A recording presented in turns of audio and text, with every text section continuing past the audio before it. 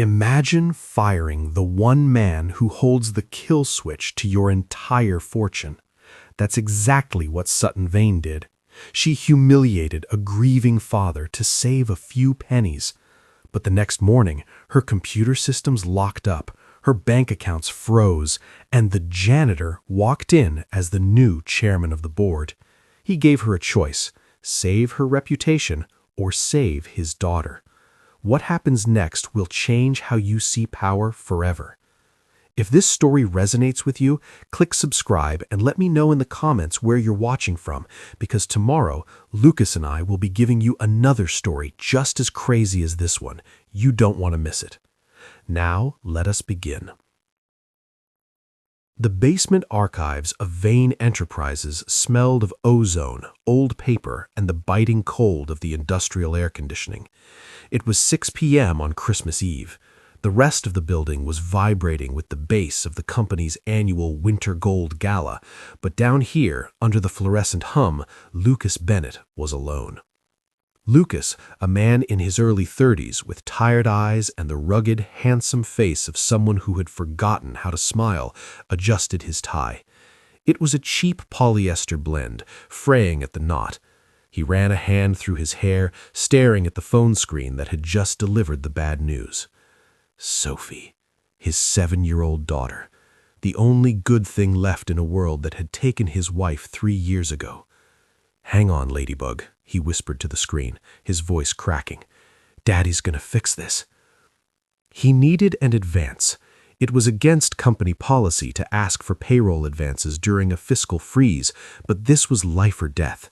He grabbed his jacket and headed for the elevator. As the doors slid open on the penthouse floor, the world shifted from gray concrete to blinding gold. Vane Enterprises wasn't just a tech company, it was an empire, and tonight it was showing off. Waiters in white tuxedos moved like ghosts through the crowd of investors and board members. And there, in the center of the room, standing like a statue made of diamonds and ice, was Sutton Vane. She was stunning. There was no other word for it. In her late 20s, Sutton possessed the kind of beauty that felt like a weapon. She wore a backless crimson gown that clung to her hourglass figure, her dark hair cascading down her shoulders in perfect waves. But her eyes, steely, sharp, and constantly scanning the room, held zero warmth. "I said the champagne needs to be vintage 2012, not this swill," Sutton snapped at a trembling catering manager. Her voice was low, melodic, and terrifying. "Get it out of my sight, and if I see a single smudge on these windows, you won't just be fired, I'll sue you for emotional distress." Lucas swallowed hard. He felt small. He was the head archivist, a fancy title for the guy who organized the physical backups of their code. To Sutton Vane, he was less than a rounding error. He watched her navigate the room, smiling falsely at investors, then turning her face to stone the moment they looked away. It was a masterclass in performative power. It's strange how we can work alongside people for years and never really see them, isn't it? Sutton saw numbers, Lucas saw people. Have you ever worked for a boss who looked right through you like you didn't exist? Or have you ever been in a position where you had to swallow your pride to ask for help? Let me know in the comments. I think we've all had that moment where dignity has to take a back seat to survival. Lucas took a step forward, his heart hammering against his ribs. He didn't want to ruin her party. He didn't want to be the charity case. But he remembered the beeping of Sophie's monitor. He remembered the doctor's grim expression. Do it for her, he told himself. He waited until Sutton was momentarily alone near the ice sculpture, checking her reflection in the glass. "Miss Vane?" Lucas said, his voice quiet but steady. Sutton didn't turn around. She adjusted her diamond earring.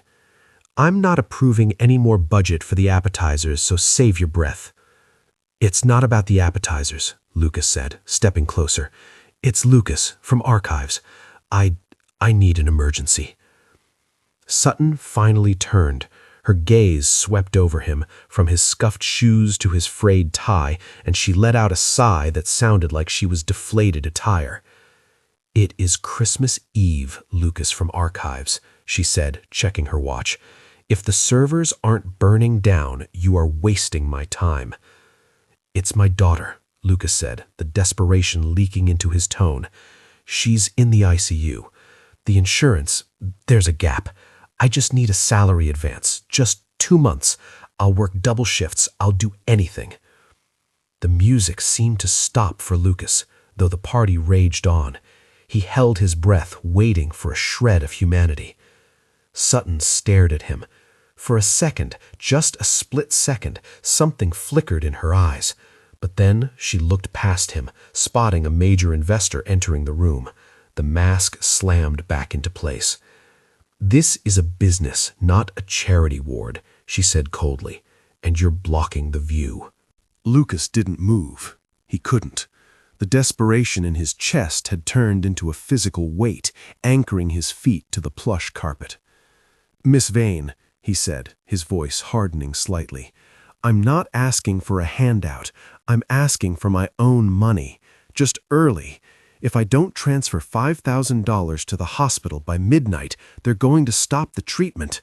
She has septicemia. She could die." Sutton turned back to him, her eyes narrowing. The faint smile she had prepared for the investor vanished, replaced by a look of sheer incredulity. "Did you just raise your voice at me?" "I'm fighting for my daughter's life," Lucas said, stepping into her personal space, ignoring the gasp of a nearby waiter. Sutton didn't blink. She reached into her clutch, pulled out her slim silver phone, and tapped the screen 3 times. It was a casual motion, like checking a text message. "You're right, Lucas," she said, her voice smooth as glass. "You aren't asking for a handout. You're demanding special treatment while disrupting a crucial stakeholder event. That shows a fundamental lack of judgment." She turned the phone screen toward him. It was the HR dashboard. His profile was on the screen.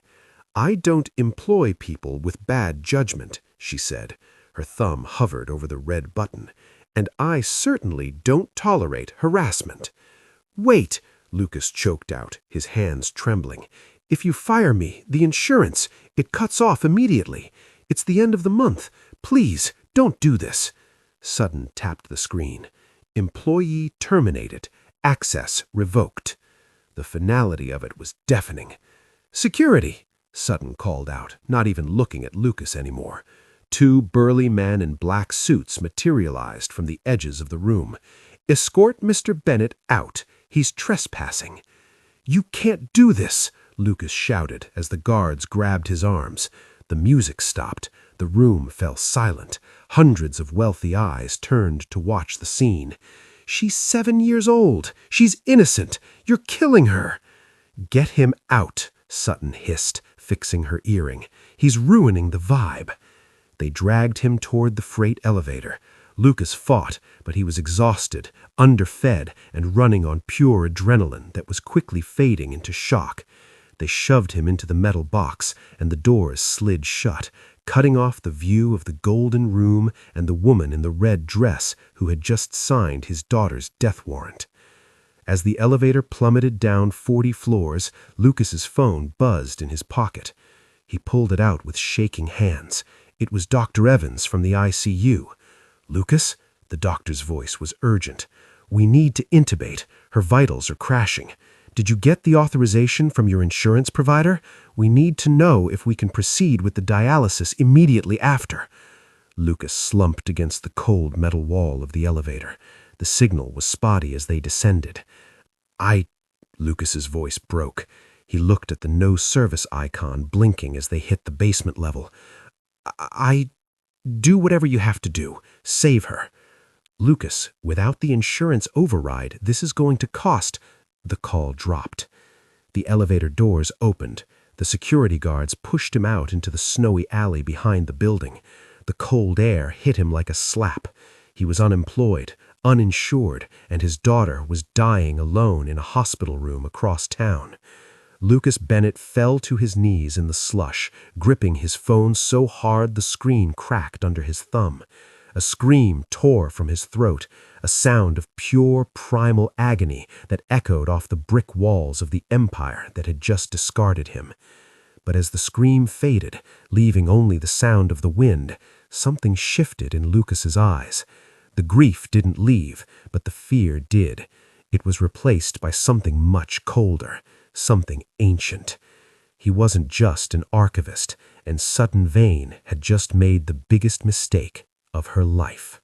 The waiting room of St. Jude's ICU was a purgatory of beige walls and old magazines. Lucas sat in a plastic chair, his wet clothes clinging to his skin, shivering not from the cold but from the shock. "Mr. Bennett?" The billing administrator, a tired-looking woman named Mrs. Higgins, stood over him with a clipboard. She looked sympathetic, which almost made it worse. "I checked the system again. Your insurance status has been updated to inactive, effective midnight. The surgery she needs, without the coverage, the deposit is $40,000. "I have $2,000 in savings," Lucas said, his voice sounding hollow to his own ears. "I can sign a promissory note. I'll sell my car. I'll sell my house. Just don't stop." Mrs. Higgins sighed. "We've already started the stabilization, but the specialist won't operate without the funds secured. It's hospital policy. You have until 6 a.m., Lucas. After that, we have to make difficult decisions about resource allocation." She walked away, her heels clicking like a countdown clock. Lucas walked into room 402. Sophie looked so small in the hospital bed, a tangle of tubes and wires. Her skin was pale, almost translucent, and the rhythmic whoosh, click of the ventilator was the only sound in the room. He brushed a strand of hair from her forehead. She was burning up. "I promised Mom I'd keep you safe," Lucas whispered, tears finally spilling over. "I promised I'd keep us away from that world, the sharks, the greed. I just wanted a simple life for us." He had buried his past 3 years ago when his wife, Elena, died of a stress-induced stroke at 30.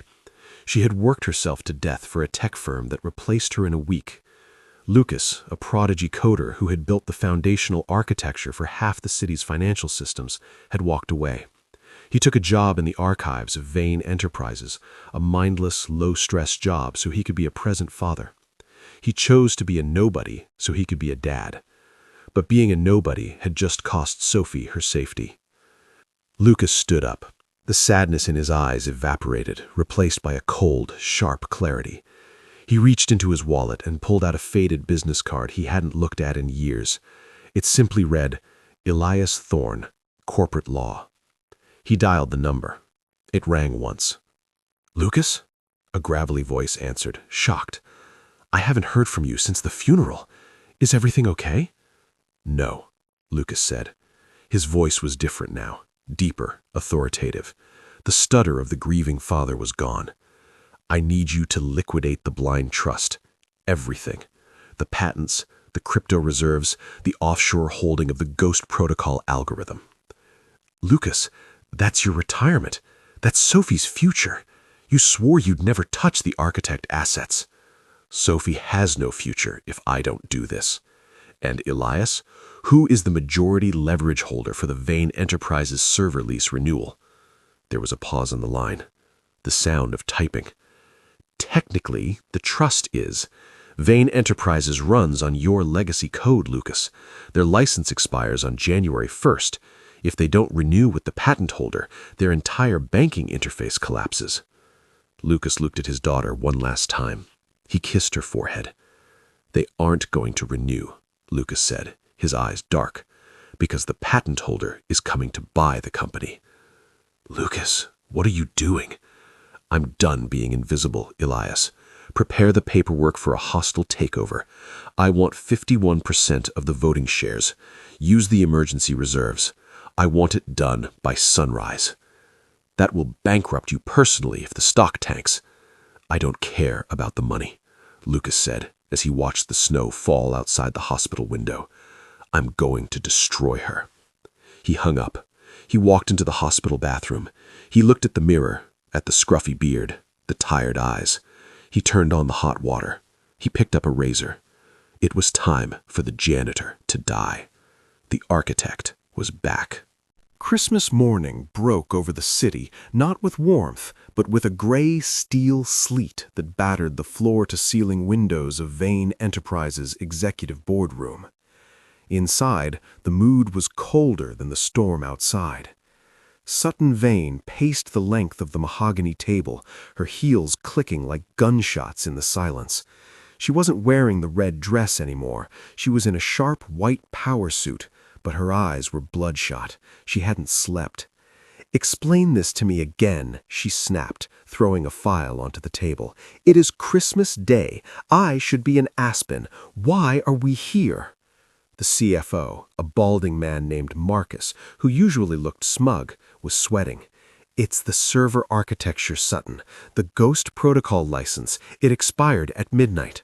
"So renew it," she waved a hand dismissively. "Write the check. We have millions in the contingency fund." "We tried," Marcus stammered. "The payment was rejected. The patent holder triggered the reversion clause. Technically, as of 8 hours ago, we are operating on stolen software. If they pull the plug, our banking interfaces go dark. The stock will hit zero in 10 minutes. Sutton froze. For the first time in years, a shiver of genuine fear crawled up her spine. "Who is the holder? I thought it was some shell company in the Caymans." "It is," Marcus said, "the Architect Trust. The trustee contacted us at 4 a.m. They don't want a renewal fee, Sutton. They demanded an emergency board session. They're here to negotiate a restructuring." "Restructuring?" She laughed, a harsh, brittle sound. "I own 40% of this company. No one restructures me. I'll eat this mystery investor alive." She sat at the head of the table, composing herself. She needed to be the shark. She checked her phone. No messages. She had blocked the thought of the janitor she fired the night before. That was just a blip, a nuisance. This was real business. "Send them in," she commanded. The heavy oak double doors groaned open. Sutton expected a team of lawyers. She expected a gray-haired billionaire or a Silicon Valley wunderkind in a hoodie. Instead, a single man walked in. He wore a charcoal bespoke suit that fit his broad shoulders perfectly. His hair was trimmed, styled back. His face was clean-shaven, revealing a jawline carved from granite. He didn't carry a briefcase, only a single thin folder. He walked with a predator's grace, silent, confident, taking up all the oxygen in the room. He didn't look at the board members. He walked straight to the other end of the long table, opposite Sutton, and placed his hands on the mahogany. Sutton squinted. The man looked vaguely familiar, like a face from a dream she couldn't quite place, but the aura was different. This wasn't a servant. This was a king. "You're late," Sutton said, masking her aggression with aggression. "You have 5 minutes to tell me how much you want for the license renewal before I have security throw you out." The man didn't blink. He just stared at her with eyes that burned with a terrifying, familiar intensity. "I don't want your money, Sutton." The voice. It hit her like a bucket of ice water. She stopped breathing. Her mind flashed back to the party, the cheap tie, the desperate plea, the snow. "No," she whispered, gripping the armrests of her chair until her knuckles turned white. "It's not possible." "Lucas?" Sutton stood up, her legs feeling unsteady. The name tasted like ash in her mouth. You're the archivist." "I was," Lucas said, walking calmly to the whiteboard at the side of the room. He picked up a marker. "Until last night, when you decided that a father begging for his child's life was an inconvenience to your cocktail party." "This is a joke," Sutton laughed nervously, looking at her board members. "This is a prank, right? Security." "Security works for me now, Sutton," Lucas said without turning around. He wrote a single line of code on the whiteboard. It was a complex string of hexadecimal characters. The CFO, Marcus, gasped. "That's the root key, the source code for the Vane banking algorithm. Only the original creator knows that." Lucas capped the marker and turned around. The silence in the room was heavy, suffocating.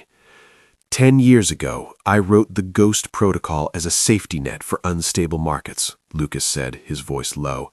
I sold the license to your father before he passed, but I kept the ownership. When my wife, Elena, died, I saw what this world does to people, the stress, the greed. It killed her, so I stepped away. He walked toward Sutton, stopping just a foot away. The scent of expensive cologne replaced the smell of old paper she associated with him. I promised Elena I would be a father first. I took a job in the basement so I could leave at 5 p.m. every day to pick up Sophie from school. I chose to be invisible. I chose to be the Lucas from Archives because it meant I could be there for her. Sutton stared at him, her chest heaving. The realization was crashing down on her. The man she had treated like dirt was the literal foundation her empire stood on. I didn't want your company, Sutton, Lucas said, his eyes hard. I didn't want the power. All I wanted was my salary and the insurance to keep my little girl alive. That was the deal. I maintain your code in the dark. You pay for her care. He tossed the thin folder onto the table. It slid across the mahogany surface and stopped right in front of her. But you broke the deal, Lucas whispered. You fired me. You cut her off. You forced me to become the one thing I swore I'd never be again. Sutton opened the folder with trembling fingers. It was a stock transfer confirmation. Acquiring party, the Architect Trust. Total shares, 51%. Status, majority owner. You bought it, Sutton stammered, looking up at him with wide, terrified eyes. You liquidated everything? I sold every patent I own. I leveraged my house. I cashed in every favor. The wire transfer hit St. Jude's Hospital an hour ago. Sophie is in surgery right now, and I am standing here as the owner of Vane Enterprises. He leaned in, his voice dropping to a dangerous whisper. You fired the janitor, Sutton, but you just hired the executioner. Sutton collapsed into her chair. The room spun. The board members were murmuring, looking from Lucas to her, their loyalty shifting in real time like sand in a storm. So what happens now? She asked, her voice small. You fire me? You humiliate me like I did to you? Is that the plan? Lucas looked at her. He saw the cracks in the Ice Queen facade. He saw the terror of a woman who had defined herself by her title and was now staring at oblivion. No, Lucas said. I'm not going to fire you. Not yet. The room went silent again. Even Sutton looked confused. Why? Because the stock is volatile, Lucas said, buttoning his jacket. If I fire the CEO on Christmas Day, the market panics. My daughter's medical bills are paid, but her recovery will take months. I need this company stable. So, you stay. He leaned over the table, bracing his hands. But things change. Effective immediately, I am the chairman of the board. You report to me. Every expense, every decision, every breath you take goes through me. Sutton nodded slowly, a flicker of hope igniting in her chest. She could work with this. She could manipulate this. He needs me, she thought. He's still just a grieving father. He's soft. I understand, Sutton said, smoothing her skirt, her confidence creeping back. We can work together, Lucas. I can help you navigate the investors. They trust me. We'll see, Lucas said coldly. Get to work. I want a full audit of the Q4 financials on my desk by noon. For the next few hours, a strange dynamic formed. Lucas set up in the chairman's office, the one that had been empty since Sutton's father died. Sutton brought him files, coffee, trying to play the role of the indispensable partner. She watched him work. He wasn't just a coder, he was brilliant. He spotted inefficiencies she had missed for years. He was calm, decisive, but fair with the staff. How is she? Sutton asked quietly around 11 a.m., standing in the doorway. Sophie. Lucas looked up from a spreadsheet. For a second, the anger faded. She's out of surgery. Stable, but not out of the woods. Sutton stepped into the room. I lost my mother when I was 7. Christmas was always hard after that. My father buried himself in work to forget. I guess I learned from the best. It was a moment of vulnerability, a tiny bridge. Lucas looked at her, searching for the truth in her eyes. My wife died because of companies like this. She thought if she worked hard enough, they'd love her back. But companies don't love you, Sutton. People do. Sutton looked down, ashamed. I forgot that, she whispered. Somewhere along the way, I just forgot. For a moment, the tension broke. It felt like they could actually build something. Maybe this was the redemption story. Maybe she could change. The audit is almost done, Sutton said, softer this time. Why don't you go home, Sutton? It's Christmas. Go see your family. Sutton smiled, a real sad smile. I don't have anyone, Lucas. This office is my home. Lucas felt a pang of pity. He almost believed her. Almost. Then his phone buzzed. It was the external forensic accountant he had hired secretly an hour ago. Message. Lucas, do not let her leave. Look at page 42 of the ledger, the charity fund. It's fake. Lucas's face hardened instantly. The pity vanished, replaced by the cold steel of betrayal. He looked up at Sutton, who was still smiling that sad, practiced smile. Actually, Lucas said, his voice dropping to absolute zero, stay right there. We need to talk about the orphanage initiative. Sutton's face went white. The bridge burned down. Lucas slid the tablet across the polished desk. It stopped inches from Sutton's hand. On the screen, a single spreadsheet row was highlighted in red. Project Seraphim, $5.2 million. Project Seraphim, Lucas said, his voice terrifyingly calm. The orphanage initiative. It's funny, Sutton. I checked the tax ID for the charity listed. It doesn't exist. It routes directly to a shell corporation in the Maldives. Sutton froze. The color drained from her face, leaving her looking like a wax statue. You didn't fire me to cut costs because the company was struggling, Lucas continued, standing up slowly. You fired me and 50 other low-level employees this week to plug the hole in the budget. You needed to balance the books before the end of the fiscal year so the board wouldn't see that you've been stealing. He walked around the desk, stopping right next to her. My daughter was dying. For a beach house? For that dress you're wearing? For vintage champagne? It's the ultimate betrayal, isn't it? To realize that your life or death struggle was caused by someone else's greed. We see this in the news all the time. Bonuses for bosses while workers get laid off. If you were Lucas, could you even look at her right now without losing control? Tell me in the comments how you'd handle this moment. Sutton stood up, the chair scraping loudly against the floor. The mask was gone. The lonely girl act evaporated, replaced by the snarling, cornered animal she really was. You don't understand anything, she spat, her eyes wild. You think you can just walk in here with your cheap suit and judge me? I am this company. My father built it, but I kept it alive. Do you know what it costs to maintain this image, to keep the stock price up? People invest in success, Lucas. I had to look the part. You killed people to look the part, Lucas said, disgusted.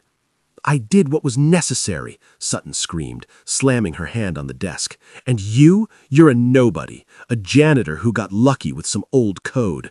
You think the board will respect you? You think Wall Street will listen to a man who spent the last 3 years dusting shelves? They'll eat you alive. She laughed, a cruel, jagged sound. Go ahead, expose me, send me to jail, but watch what happens. I'll deny everything. I'll say you hacked the accounts. I'll say you planted the evidence to facilitate a hostile takeover. I have lawyers who cost more than your daughter's life support. By the time the truth comes out, Vane Enterprises will be bankrupt, your stock will be worthless, and Sophie, well, she won't have the funds for her recovery, will she? The room fell into a heavy, suffocating silence. Lucas looked at her. He saw the rot inside her soul. He realized there was no redemption here. There was no misunderstanding. She was a monster who believed her own lies. Is that your play? Lucas asked quietly. Mutually assured destruction? It's not a play, Lucas, Sutton hissed, leaning in close, her perfume cloying and sweet. It's business. Burn me, and you burn the money keeping your daughter alive. So, what's it going to be? Justice or Sophie? The silence in the boardroom was heavy. broken only by the hum of the server towers in the basement, the heartbeat of the empire Lucas now owned. Sutton leaned back against the desk, her arms crossed, a triumphant smirk playing on her lips. She thought she had him. She had played the Sophie card, the ultimate trump card for a desperate father. "Well," Sutton asked, her voice dripping with false sympathy, "it's a simple calculation, Lucas. You're a math guy. Do the math. Keep me here, keep the secret, and the stock jumps 10% when the market opens. Sophie gets the best surgeons in Zurich. Or play the hero, crash the stock, and pray Medicaid covers the funeral." Lucas turned away from her. He walked to the floor-to-ceiling window, looking out at the snow-covered city. He saw his reflection in the glass. For a moment, he hesitated. The fear was real. The money was safe. If he shredded the evidence right now, he could walk away with millions. He could take Sophie to an island. He could forget Sutton Vane ever existed. He could buy safety. Wasn't that what every father wanted? To protect his child at all costs? He closed his eyes. He imagined telling Sophie one day how he saved her. "I made a deal with a monster, honey. I looked the other way while she stole from orphans so I could buy you new lungs." A wave of nausea hit him. He remembered Elena. He remembered the night she died, whispering that they had enough, that love was enough. Lucas opened his eyes. He looked at the reflection of the man in the bespoke suit. If he took the deal, the suit would just be a costume. He would be just another Sutton Vane, only with a different name. He realized something Sutton would never understand. He wasn't afraid of poverty. He had been cleaning toilets yesterday. He knew how to survive on rice and beans. He knew how to find joy in a library card and a walk in the park. Money was her oxygen, not his. "You're right," Lucas said softly, turning back to face her. Sutton relaxed, letting out a breath she'd been holding. She smiled. "I knew you were smart, Lucas. I'll have legal draft the NDA. We can spin this as a partnership, the janitor and the CEO. The press will love it." She reached for her phone to call her lawyer. "Sutton," Lucas said, his voice stopping her hand in midair. He held up his own phone. The screen was glowing. It wasn't a calculator app. It was a live stream. "What is that?" Sutton asked, her smile faltering. "I realized something while looking out that window," Lucas said, walking toward her. "You think the value of this company is the brand, the image, you." He tapped the screen. The icon showed he was broadcasting live to the internal company network and the SEC's whistleblower portal. "But the value is the code, and I am the code. I can rebuild this company from zero in a garage if I have to. I don't need the stock price. I need to be able to look my daughter in the eye." Sutton lunged for the phone. "Stop! What did you do?" "I didn't turn off the mic," Lucas said calmly. "The forensic accountant has been listening for the last 10 minutes, and so has the FBI Cybercrimes Division." Sutton screamed, a primal, terrified sound. The elevator doors to the penthouse lobby chimed open, but this time it wasn't a party. 6 federal agents in windbreakers stepped out, flanked by the security guards who had dragged Lucas out the night before. The guards looked pale, realizing the shift in power. Sutton didn't scream when they cuffed her. The fight had drained out of her the moment she saw the recording icon. She stood there, trembling in her white power suit, staring at the floor as they read her rights. "Miss Vane," the lead agent said, "you are under arrest for wire fraud, embezzlement, and conspiracy." As they marched her toward the elevator, she looked up one last time. She locked eyes with Lucas. There was no arrogance left, only the hollow, terrified look of a child who realizes the game is over. I just want it to be enough," she whispered, her voice cracking. Lucas looked at her, not with hate, but with a quiet, distant pity. "You are always enough, Sutton," Lucas said softly. "You just measured it in the wrong currency." The doors closed. She was gone. 2 hours later, Lucas walked into the ICU. The storm had passed. The morning sun was piercing through the blinds of room 402, painting the sterile floor in strips of gold. The room was different now. The frantic energy was gone. The machines were humming a steady, rhythmic beat. Dr. Evans met him at the door, smiling tiredly. "The transfer cleared, Lucas. We operated immediately. The infection is receding. She's waking up." Lucas felt his knees buckle. He sat down in the plastic chair next to the bed, the same chair where he had cried only yesterday. But he wasn't the same man. He took Sophie's small hand in his. It felt warmer. Her eyelids fluttered. Slowly, groggily, those big brown eyes opened. She blinked, trying to focus on his face. "Daddy?" she rasped, her voice tiny. "I'm here, Ladybug," Lucas choked out, pressing her hand to his cheek. "I'm right here. Did you—" she coughed slightly. "Did you have to go to work?" Lucas smiled. He thought about the skyscraper, the empty boardroom, the billions of dollars in assets now under his name. He thought about the memo he'd sent to the staff before leaving, announcing a new era of transparency, better wages, and a company that served people, not just profits. "No, sweetie," Lucas said, kissing her forehead. "I'm done working in the basement. I'm the boss now." Sophie smiled sleepily. "That's good. You deserve to be the boss. You're the smartest. And you," Lucas whispered, tears streaming down his face, "are the bravest." Outside, the world was noisy with news of the scandal and the sudden rise of the janitor CEO. But in that room, there was only silence, sunlight, and the steady beat of a heart that would keep beating. Lucas Bennett had won the war, but looking at his daughter, he realized he had already won the only prize that mattered. He was a dad, and he had kept his promise. Lucas proved that a father's love is the strongest force in the world, strong enough to topple empires. It's a reminder that no matter how small you feel, your integrity gives you power. Tell me in the comments, what is the biggest sacrifice you've ever made for someone you love? I read every single one. Thank you for watching another story of Lucas Bennett to the end. If you enjoyed this story, you will surely love the next one. It's as wild and more intriguing as you can ever imagine. So like the video and subscribe for more, because Lucas and I will be waiting for you tomorrow.